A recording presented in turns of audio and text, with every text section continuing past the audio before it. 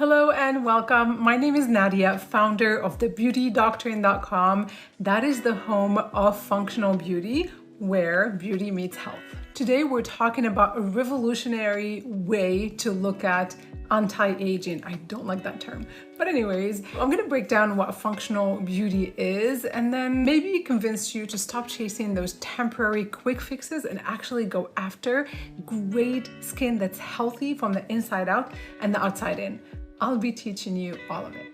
And if you're wondering who this person is, well, I've been in the beauty industry for 27 years now, double certified in skincare, and I used to help manage a lot of global brands, so I have the inside scoop. But the problem is, a lot of skincare is actually not going to help your skin in the way that you hope. A lot of it is packed with carcinogens, hormone disruptors, irritants more than everything. Even natural and clean products can have a lot of irritating ingredients, and that is why I decided to quit my senior role at a global company and dedicate myself to guiding consumers to healthier lifestyles that lead to better skin.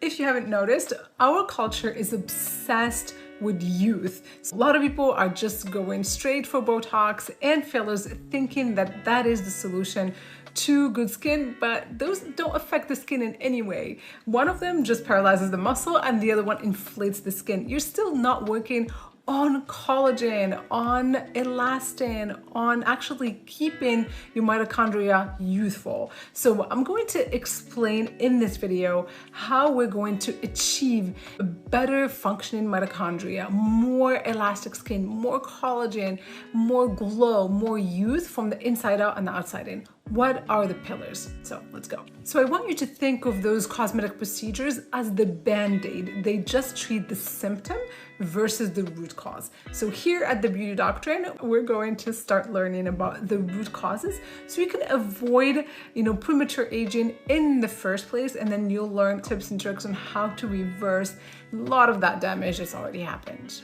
Our bodies, including the skin, are a complex system. Your skin is first to respond to your diet and lifestyle. But first, I want you to stop stressing about wrinkles. Wrinkles are really not the defining criteria for how aged you are. Think about that woman that's probably 70 years old that's had her face pulled tight. She still probably looks 70. And so we need to start looking at the gauge of age by completely different criteria. How about the glow of the skin? How about the elasticity, the plumpness of the skin, the hydration, all of that. The skin barrier actually above all. Before I get into the pillars of what functional beauty is, I want you to put that critical thinking hat on and kind of shed all of these notions that we've been fed over the years, that skin is this thing that you wear that's on the surface, on the outside, and you can just poke it, scratch it, do all the microneedling, all the energy devices, and without consequence. So we need to really kind of shed those thoughts. Get rid of them, and let's get into what truly makes you age. Let's understand it. The biggest topic here is going to be diet. There is no amount of Botox or fillers or skincare that can reverse the effects of a diet that's high in processed foods and sugar. Period. Sugar, for example, causes glycation, which is the hardening of that glucose around your collagen and elastin fibers. And what that does, it makes them stiff and they just break. Botox won't be fixing that. The second pillar in functional beauty is supplementation. Supplementation today has become integral to a healthy lifestyle because two reasons, I think. One is depleted soils, and then the second one is the fact that our bodies are not as efficient anymore in absorbing and breaking down nutrients because a lot of our microbiomes are dysbiosis. That's because we're consuming foods that have fillers, that have artificial dyes, sugars. All those things contribute to an unhealthy microbiome that does not efficiently absorb and break down and extract nutrients. And so supplements are paramount in the pursuit of a healthy body and of course a healthy skin. For example, if you're not taking magnesium daily and vitamin D, start taking those. We'll talk about many more supplements that are actually going to optimize your health.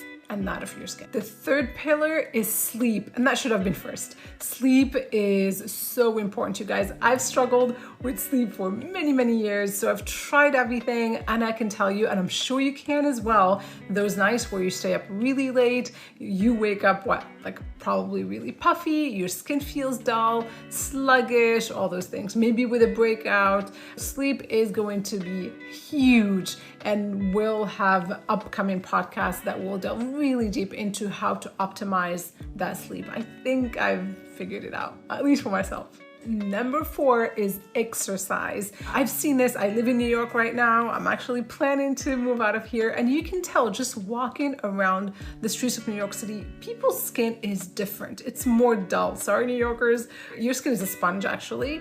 And it absorbs a lot of the toxins, the fumes, the pollution, a lot of those things affect it. And a lot of them actually make it into your bloodstream. Our kidneys and liver have to deal with all that aluminum and all those toxins in the air. And so that means that exercise, that sauna, anything that makes you sweat and detoxify is going to be an integral part of the functional beauty approach. Number 5 is massage and face yoga. Certain moves, not all of them. I've seen a lot of bad ones that really stretch the skin and can contribute to aging and wrinkle formation. But when done correctly, that can truly help lift up that fascia. It can work on those muscles that tighten our skin and pull it and drag it down and cause jowls and neck sagging. And lastly, we'll be talking a lot about skincare. And skincare, I want you to start thinking about it very differently than you're used to. It's not about natural. Natural is not necessarily healthy for the skin. There are so many aggressive natural ingredients.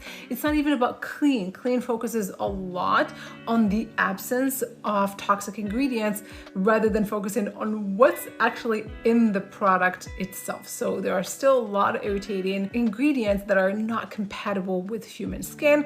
And don't even get me started on mainstream skincare, because that's a hub, most of it, for carcinogens, irritants, as well as hormonal disruptors. So this is the channel where you're going to be getting a lot of education on functional beauty. If you want to get there much faster, feel free to go to thebeautydoctrine.com and check out some of my courses. I pack them with so much knowledge. Thank you so much for joining me on this podcast, and I'll see you next week. Be well, be safe, be beautiful.